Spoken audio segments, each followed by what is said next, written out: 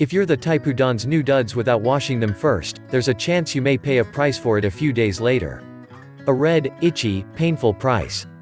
Allergic contact dermatitis is an immune system-related reaction to an allergen that has come into contact with your skin. It causes a delayed reaction, a rash that appears a few days after exposure, and then can last for weeks. When we see allergic contact dermatitis from clothing, it's usually from dispersed dyes, says Dr. Susan Nedorost, a professor of dermatology at Case Western Reserve University and director of the dermatitis program at University Hospital's Cleveland Medical Center. Disperse dyes are primarily used in synthetic clothing materials like polyester and nylon, Nedorost says. And they may be present at higher levels in a brand new, unwashed article of clothing. Nedorost says that sweating and friction can cause disperse dye to leach out of clothing. Synthetic workout gear, the shiny, stretchy, water-repelling materials that are so popular nowadays, are often the culprit when she treats people for allergic contact dermatitis. If a patient comes in and has a rash around the back of the neck and along their sides around their armpits, the first question I ask is what they wear when they work out, she says. It's not clear how common disperse dye allergies are among the general public. But there is one way to limit your risk for bad reactions. By washing new clothing, you might remove a little extra dye and so have a lower exposure, Nedorost says. In very rare cases, taking this step could even prevent the development of a new allergy. If enough of the dye leached onto a skinned knee or other open wound, she says, that could activate the immune system and create a lasting sensitivity. Allergic rashes aren't the only health issue associated with clothing chemicals. In a 2014 study, a group of researchers from Stockholm University in Sweden tested 31 clothing samples purchased at retail stores, and that were diverse in color, material, brand, country of manufacture, and price, and intended for a broad market. They found a type of chemical compound called quinoline, or one of its derivatives, in 29 of the 31 samples, and the levels of this chemical tended to be especially high in polyester garments.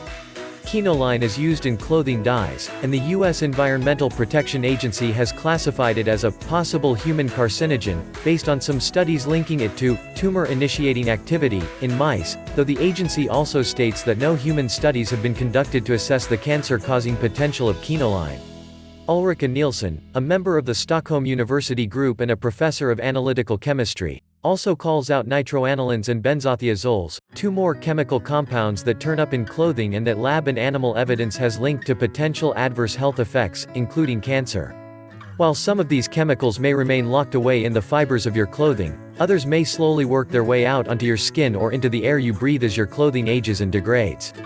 Unfortunately, Nielsen says, these chemicals are so far not well studied regarding skin uptake or related health effects in humans, so it's not clear whether exposure to these chemicals in your clothing could make you sick.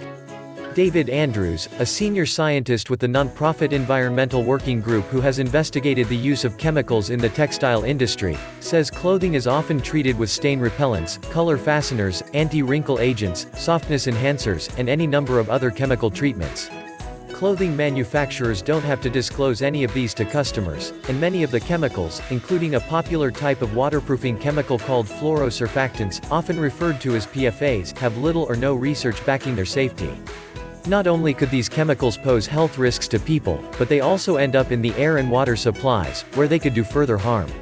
It's always in your best interest to wash clothing before wearing, he says. Nielsen agrees, saying washing new clothes reduces the content of chemicals, especially residual chemicals that may be left over from the manufacturing process. But even so, that doesn't prevent clothing chemicals from breaking down and leaching out of your clothing and onto your skin or into the air you breathe. And, unfortunately, there's no easy way to point people toward clothing items that may be safer, Andrews says.